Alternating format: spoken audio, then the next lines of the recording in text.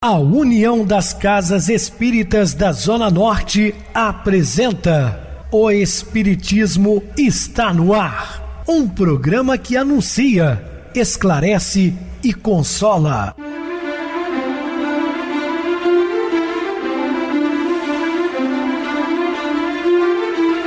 Não se turve vosso coração.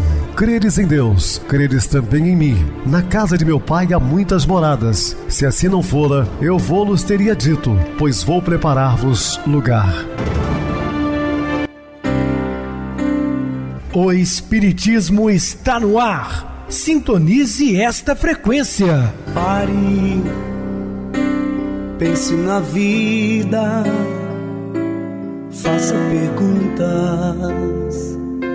Boa noite, meus queridos amados irmãos ouvintes da Rádio Clube FM e também do programa O Espiritismo está no ar, uma onda de amor e luz em seu rádio. Este é um programa que anuncia, esclarece e consola. Estamos no ar de segunda a sexta, desde 2014 pela emissora. Depois também passamos a transmitir o programa via YouTube. O canal é Viver _ Melhor. Se inscreva, deixe seu like, sua opinião é sempre importante para nós. Recebo carinhosamente meu querido amigo espiritista, trabalhador da Casa Espírita Maria de Nazaré, Adilson Reis. Uma boa noite, seja muito bem-vindo. Boa noite, Pedrosa, boa noite a você, ouvinte da Rádio Clube FM, luz e paz para todos nós, e estamos juntos novamente no programa Espiritismo está no ar. Então, vamos estudar e aprender juntos, que Jesus nos abençoe. Meus queridos, vamos estudar Extrair o Espírito da Letra. Dúvidas, entre em contato conosco ligando para a Clube FM, que é 0 operadora 32, através do seu WhatsApp, que é 999-327758. Para falar comigo, utilize a TIM 988012675. O WhatsApp é 9844949, novamente 59.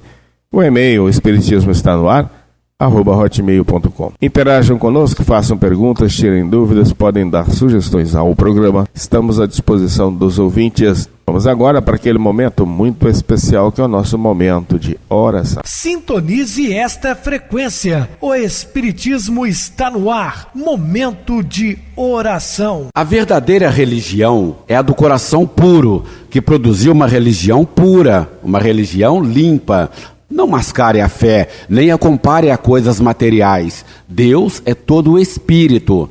Ponha o amor em ação, não paralise as forças do seu coração. Siga confiante na vida. Ouça a voz de Deus no íntimo do seu ser. Acredite numa vida melhor. Esta é a verdadeira religião, na qual você faz do seu coração o maior e mais belo templo do universo. Estamos apresentando O Espiritismo está no ar. Bem, meus amados irmãos, estamos de volta com o assunto da noite, falando sobre extrair o espírito da letra. O exemplo apresentado em seguida ilustra como retirar o espírito da letra. Isso é importante porque as pessoas fazem uma interpretação apenas literal, não conseguem tirar o espírito da letra, é um absurdo. Já visto problemas sérios que determinados religiosos dentro do cristianismo enfrentaram e muitos enfrentam. Tira a sua vista, o seu olho. Já ouvi casos disso acontecer. Mas absurdo. Não era isso que o Cristo queria dizer, uma coisa muito mais profunda, mas sem mutilações. Então, por exemplo, replicou-lhe, porém, Jesus, segue-me e deixai os mortos a sepultar os seus mortos. Mateus capítulo 8, versículo 22. Quantas pessoas que eu conheço que não conseguem compreender essa passagem que o Cristo disse. Deixai os mortos o cuidado de sepultar os seus mortos. Quer dizer, o filho não vai lá sepultar o pai, a mãe, o ente querido. Olha, as coisas não são assim. Vamos entender. Repugna-nos a razão, pelo senso natural de caridade, a ideia de não darmos a bênção da sepultura ao corpo de alguém que morreu. Entretanto, Jesus orienta: deixa os mortos, sepultar os mortos. Obviamente, o cadáver não pode enterrar cadáver. Logo, não é este o sentido da orientação de Jesus. O mestre se refere aos mortos de espírito que ainda não se despertaram para o trabalho de conscientização espiritual. Os mortos que sepultam mortos são espíritos prisioneiros das ilusões da matéria que trazem a consciência adormecida. Como muda completamente o contexto quando você pega uma orientação espírita. Por isso que o Evangelho, à luz da doutrina espírita, ele é muito mais profundo, porque ele vai nas entrelinhas, vai esclarecer, né, sobre as leituras numa interpretação psicológica, transpessoal. Por isso que ele é o Consolador, né, que veio esclarecer aquilo que ficou ininteligível à época de Jesus. Emmanuel nos esclarece a propósito. Espiritualmente falando, apenas conhecemos um gênio temível da morte, e não a consciência denegrida do mal, torturada de remorso ou paralítica nos despenhadeiros que imaginam a estrada da insensatez e do crime. Então, o que esses mortos no espírito, deixai os mortos sepultar os seus mortos. Deixe os problemas graves do passado no passado. Liberte-se. Viva intensamente o aqui e o agora. Não é? Deixa os mortos lá no passado, os seus equívocos, né? E tente viver de uma maneira decente. Ainda segundo o próprio Emmanuel, no concerto das lições divinas que recebe, o cristão a rigor apenas conhece de fato um gênero da morte, a quem sobrevém a consciência culpada pelos desvios da lei. E os contemporâneos do Cristo, na maioria, eram criaturas sem atividade espiritual identificante, de alma endurecida e coração paralítico. Nesse sentido, é proveitosa a advertência contida em João. O Espírito é que vivifica, a carne para nada aproveita. As palavras, eu vos tenho dito, são Espírito e são vida. João capítulo 6, versículo 63. Então, mais uma vez, nós temos que tomar cuidado com o que está escrito. E olha que os evangelhos não chega tanto, mas o Velho Testamento tem coisas pesadas se a pessoa não tirar o espírito da letra que mata. Situar-se na mensagem para simplificá-la. A nossa localização no seio das narrativas evangélicas é escoimada de interesses pessoais e dosada da vontade de aprender, supera o sentido puramente histórico da mensagem do Cristo e nos conduz ao esforço concreto no plano da renovação espiritual, porque nos facilita o raciocínio e entendimento na assimilação da insuperável mensagem cristã, agora compreendida e sentida à luz da doutrina dos Espíritos. Sentida porque há uma interpretação belíssima, né, pelo Espiritismo. E aconteceu que, chegando ele perto de Jericó, estava um cego assentado junto ao caminho, mendigando. E ouvindo passar a multidão, perguntou o que era aquilo, e disseram-lhe: Jesus, o Nazareno, que passava. Lucas capítulo 18, versículos de 35 a 37. Neste exemplo, identificamos vários registros suscetíveis de espalhar a nossa posição atual. Aproximando-se ele, Jesus, de Jericó, indica que qualquer pessoa disposta a realizar o processo autoeducativo terá de manter, inspirada no Cristo, incessante atividade renovadora no íntimo do ser, para que as suas ações beneficiem os demais. É óbvio que não possuímos a capacidade revelada pelo Cristo na sua constante movimentação construtiva, muitas vezes expressa em formas verbais tais como chegando, partindo, continuando, parando, para entender, curando, levantando-se. Entretanto, é necessário reconhecer que essas atitudes indicam ação construtiva ou ativa no bem. Tais ações não apresentam um simples movimento deslocando-se de um lugar para outro em termos físicos. Representa, sim, o rompimento das algemas da inércia, da acomodação e do desinteresse aos quais nos mantém cativos de sofrimentos. Quando o homem parte, para a ação, desprendendo-se das algemas que o prende muitas vezes no seu sofá confortável diante de uma tela de TV, as coisas começam a melhorar, porque ele começa a compreender a vida de uma maneira mais intensa, sabendo que não só ele sofre, mas todos aqueles que estão encarnados aqui no planeta de mundo de provas e expiações. Uns em maior escala, outros em menos, mas todos temos problemas. Por mais aquinhoada que a pessoa seja, ela também tem problemas. Tem um fardo a carregar. Nós não podemos julgar sem conhecimento de causa e também ficar aguardando o maná cair do céu. Sempre gosto de repetir as palavras deixadas no Evangelho. Faça a sua parte que eu te ajudarei, ajuda-te que o céu te ajudará. Então compete a cada um de nós essa movimentação em favor da vida. Estava um cego assentado junto do caminho, mendigando. Se Jesus é mais viva expressão de realização e atividade no bem, que ainda não temos capacidade de imitar, nos é mais lógico, natural e cabível tomar a posição do cego que vivia de esmola e de caridade, dos transeuntes, revelando assim as nossas dificuldades de visão no campo da alma. A posição do cego é uma circunstância que ocorre à maioria das criaturas. Interagindo com ideias expressas no texto, aprendemos a movimentar as mínimas reservas de boa vontade e de decisão para colocá-las a serviço de nossa cura.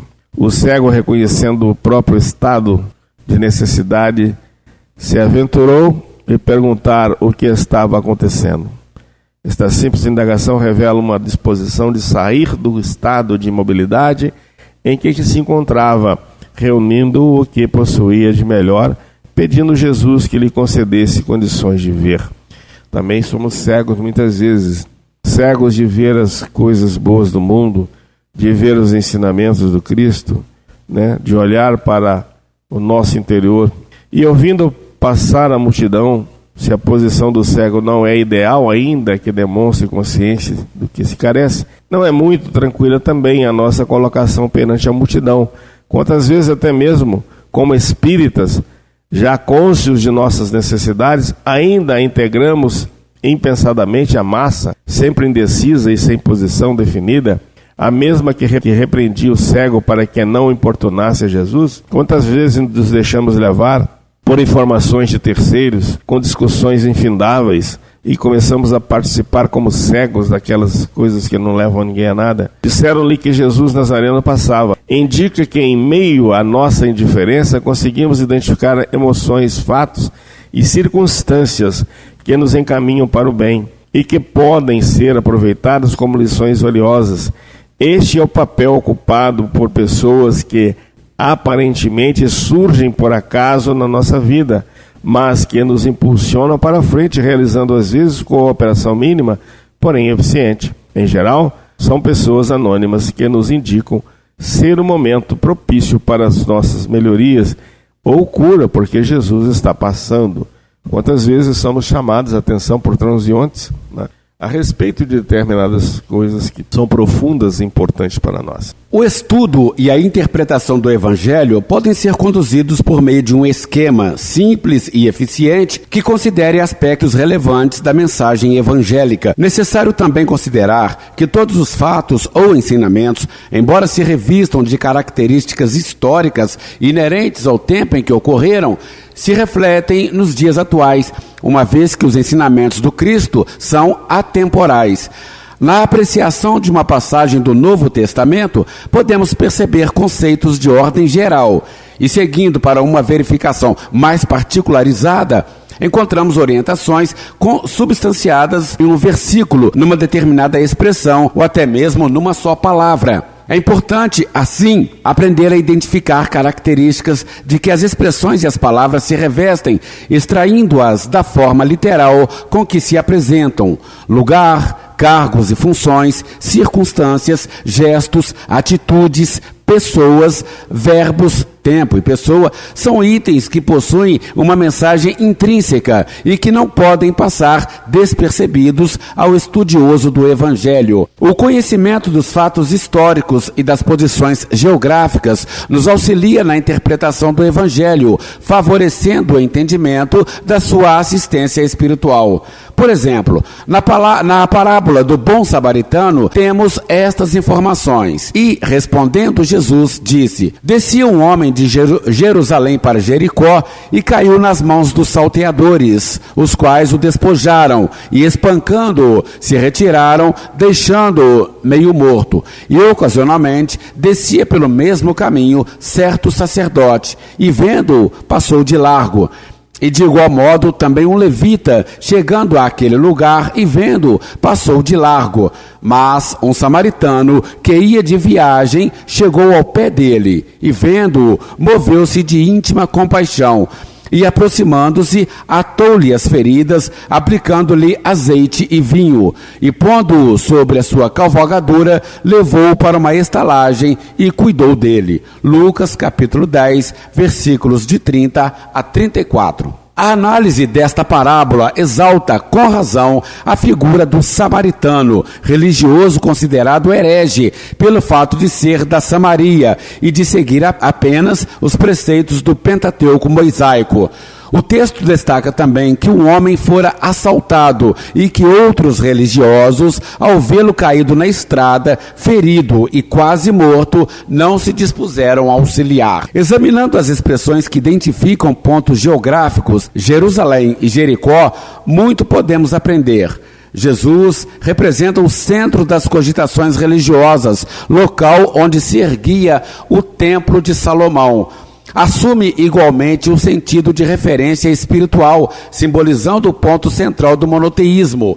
A parábola revela, assim, que a nossa iniciação espiritual tem início na compreensão de Deus único, Pai e Criador Supremo. Numa concepção mais ampla, Jerusalém representa marco de aquisições espirituais obtida ao longo da nossa jornada evolutiva. A Jerusalém política, geograficamente assentada no Oriente Médio, miscigenada de tradições religiosas dogmáticas e que valorizam os cultos externos, não tem significado para quem deseja progredir espiritualmente. Jericó, próxima de Jerusalém, era uma cidade antiga, cercada por muralhas praticamente intransponíveis. Era conhecida, sobretudo, como célebre via de intensa movimentação comercial. Simboliza, no contexto, o campo dos interesses materiais e transitórios. Retrata o plano de sensações imediatistas que devemos abandonar. Jericó, podemos deduzir, revela o estado de queda moral do ser humano, que vive à cata de aventuras em planos vibratórios inferiores e que se submete aos ataques das trevas por conta e riscos próprios. Na parábola, o mestre evidencia tanto a disposição de servir do samaritano, quanto o perigo a que estamos expostos em razão da nossa invigilância quando descemos dos planos de relativo entendimento que já conquistamos para o campo de ações menos edificantes, as quais nos sujeitam ao assédio de forças inferiores. Na elucidação da mensagem de Jesus, reveste-se de importância o conhecimento a respeito de cargos, funções e outras ocupações exercidas pelos personagens citados nos textos evangélicos. O seguinte exemplo é ilustrativo, e o centurião, respondendo, disse: Senhor, não sou digno de que entres debaixo do meu telhado, mas dize somente uma palavra, e o meu criado sarará.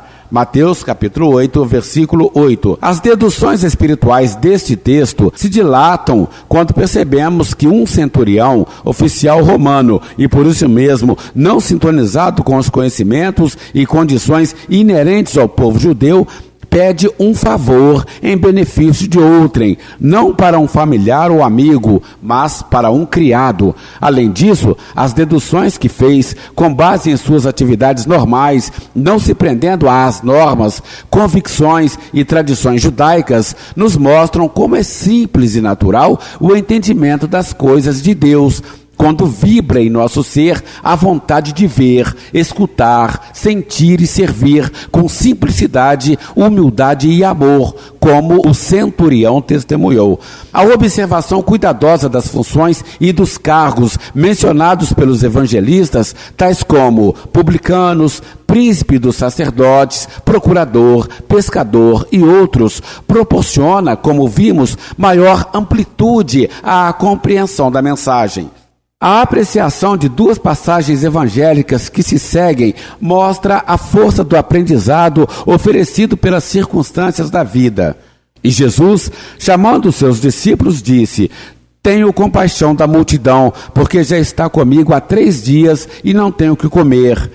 E não quero despedi-los em jejum, para que não desfaleça no caminho. E os seus discípulos disseram-lhe: de onde nos viriam num deserto tantos pães para saciar tal multidão? E Jesus disse-lhes: quantos pães tendes? E eles disseram: 7, e uns poucos peixinhos. Então mandou à multidão que se assentasse no chão, e tomando os 7 pães e os peixes, e dando graças, partiu-os, e deu-os aos seus discípulos, e os discípulos à multidão. E todos comeram e se saciaram, e levantaram do que sobejou 7 cestos cheios de pedaços. Mateus capítulo 15, versículos de 32 a 37. Na apreciação desta passagem, relacionada à multiplicação dos pães, notamos que o fator circunstância sobressai na narrativa de Mateus. Pelo fato de haver fome, Jesus pôde gravar preciosos ensinamentos para os discípulos e para todos nós.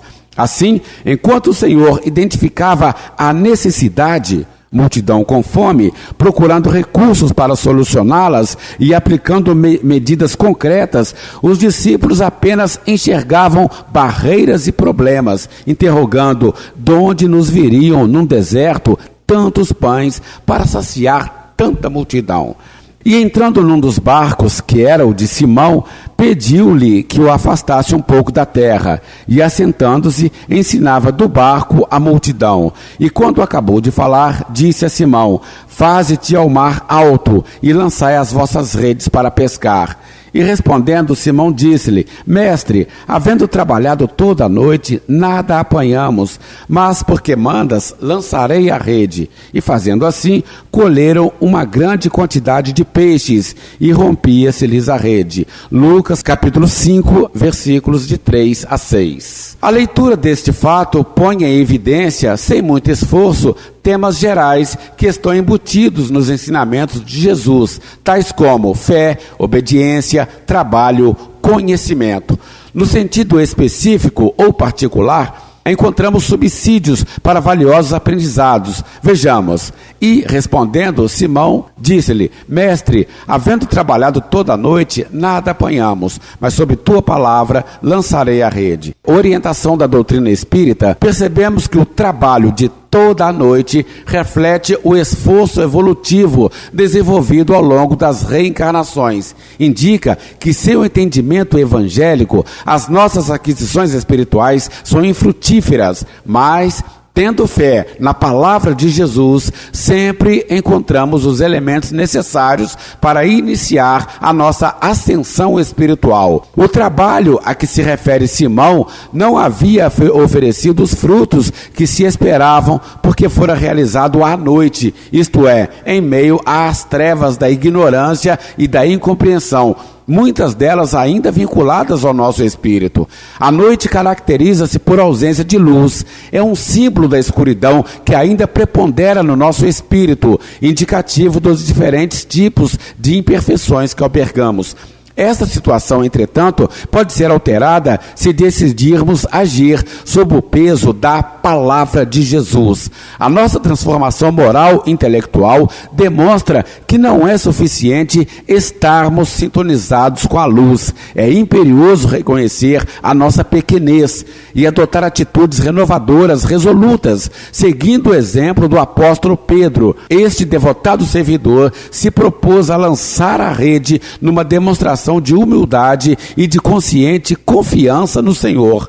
Ao compararmos as duas condições distintas de trabalho antes e após o conhecimento da mensagem do Cristo, o estudo nos assinala uma das mais belas expressões de fé raciocinada, fundamentada na lógica dos enunciados de Jesus e que inspiraram o apóstolo a se expressar: mas sobre a tua palavra lançarei a rede. Continuando na análise do texto de Lucas, anteriormente citado, localizamos no versículo 3 o seguinte: pediu-lhe que o afastasse um pouco da praia. Sabendo que Simão, sendo um pescador, utilizava o seu barco como um instrumento de trabalho, da mesma forma, nas várias posições em que somos colocados na vida, identificamos também em nós e à nossa volta recursos de ação para que possamos atuar no plano que nos é próprio.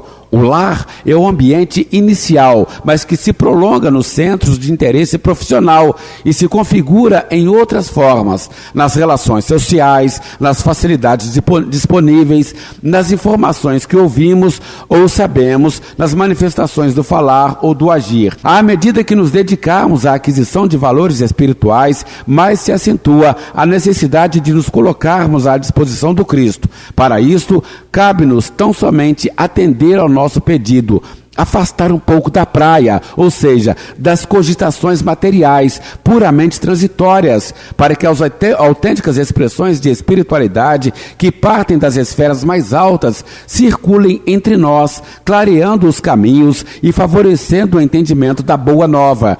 O afastamento da praia, porém, não pode ser demasiado para que não se percam as possibilidades de auxílio a quantos possam, por nosso intermédio, serem beneficiados pela bondade do Criador, conforme se deduz da colocação de Jesus. Além do mais, as coisas materiais são úteis à ação do Espírito, desde que não se viva em função delas. Muito bem, Adilson, bem explicado. Vamos agora para o intervalo musical a seguir, a nossa oração final. O Homem Jesus.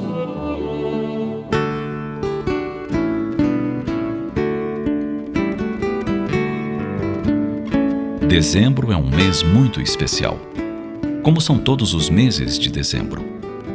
As casas, as ruas, as avenidas se enchem de luzes.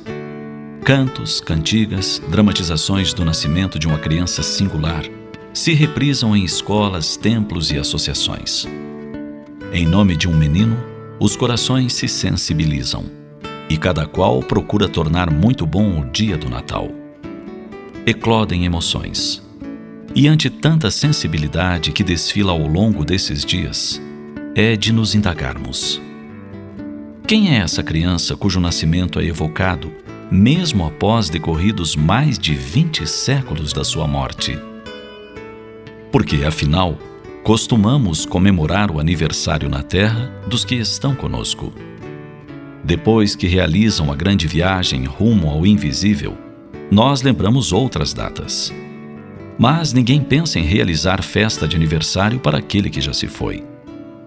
E outro detalhe muito significativo: no dia em que se comemora o aniversário dessa criança, quem recebe os presentes são os que promovem a festa numa alegre troca de embrulhos, lembranças e mimos.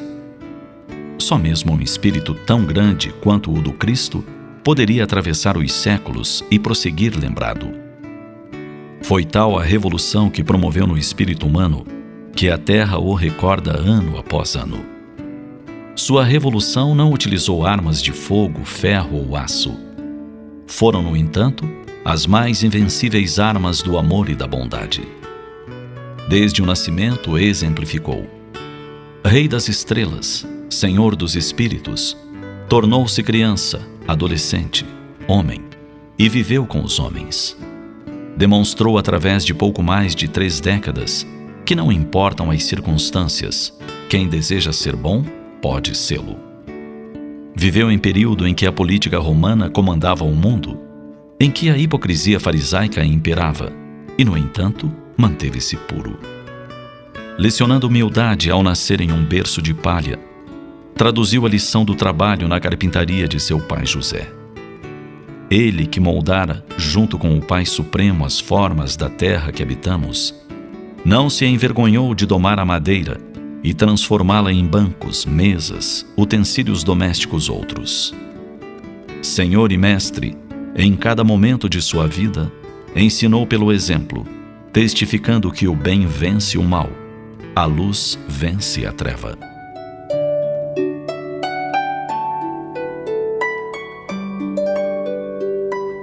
Mais de 2000 anos são passados desde a sua vinda à Terra. Quando nos decidiremos por lhe seguir a excelsa doutrina, que conjuga o verbo amar e que utiliza os substantivos doação, renúncia, abnegação? Você sabia que Jesus é nosso modelo e guia? Por isso mesmo, nenhum de nós deve se dizer desiludido com essa ou aquela postura equivocada de seguidores de qualquer credo. Porque, afinal, O que importa mesmo é a conduta do nosso Mestre Jesus, que em nenhum momento abandonou as linhas do dever e do amor sem limites. Sintonize esta frequência. O Espiritismo está no ar. Momento de oração. Mestre Divino, estamos reunidos mais uma vez em seu nome, pedindo o amparo da espiritualidade maior para os nossos governantes, para os problemas que enfrentamos com divergências de ideias, problemas sociais, políticos. Que o nosso país tenha um pouco mais de paz e tranquilidade, Senhor. Porque aqui é a terra do Cruzeiro, a pátria do Evangelho. Que o Evangelho migrou das terras distantes da Palestina para calar fundo nos nossos corações, nos corações de todos os brasileiros. Portanto, pedimos, Senhor, que abençoe a nossa pátria, onde recebemos irmãos de todas as nações como verdadeiros irmãos compatriotas. Em seu nome, Senhor, de todos os nossos irmãos que nos assistem, pedimos também um amparo para todos os nossos amados ouvintes, seja através da rádio, pelo YouTube, que ampare não só eles, mas todas as suas famílias. E assim seja, graças a Deus. Meu querido irmão Adilson, suas despedidas. Mais uma vez, Pedrosa, muito feliz pelo nosso estudo de hoje, então eu te agradeço a oportunidade e estaremos dispostos a outras oportunidades, assim Jesus nos permitindo. Obrigado a todos pela companhia, tenham todos uma boa noite e que Jesus nos abençoe sempre. Boa noite para você, Adilson, muito obrigado pelo apoio aqui no programa. Boa noite também a todos os amados irmãos ouvintes do YouTube, internautas do Brasil e do exterior, nossos irmãos da Zona Norte e de Juiz de Fora, que nos acompanham com a rádio local 87,9, Rádio Clube FM. Continuem ligados, ouvindo a nossa próxima atração, o programa Batidão com o DJ Tico, a seguir na voz de Ailton Moreno, o Encontro Central. Boa noite a todos e até amanhã, se Deus quiser.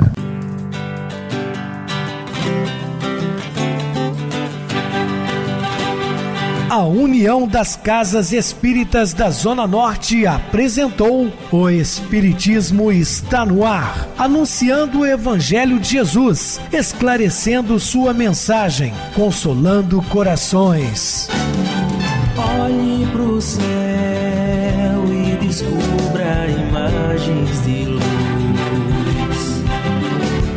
Sinta em Jesus o amor todo que Deus te deu. Pense no bem, no melhor em que pode fazer. Seja o que for, também vai receber.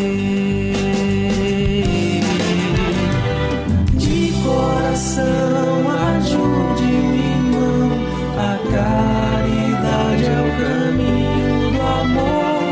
Faça ainda que possa sofrer, pois bênçãos de Deus há de ter. Ame, perdoe e viva melhor a natureza, o céu e o mar. Veja o encanto que a vida nos dá, a chance eterna que temos para amar.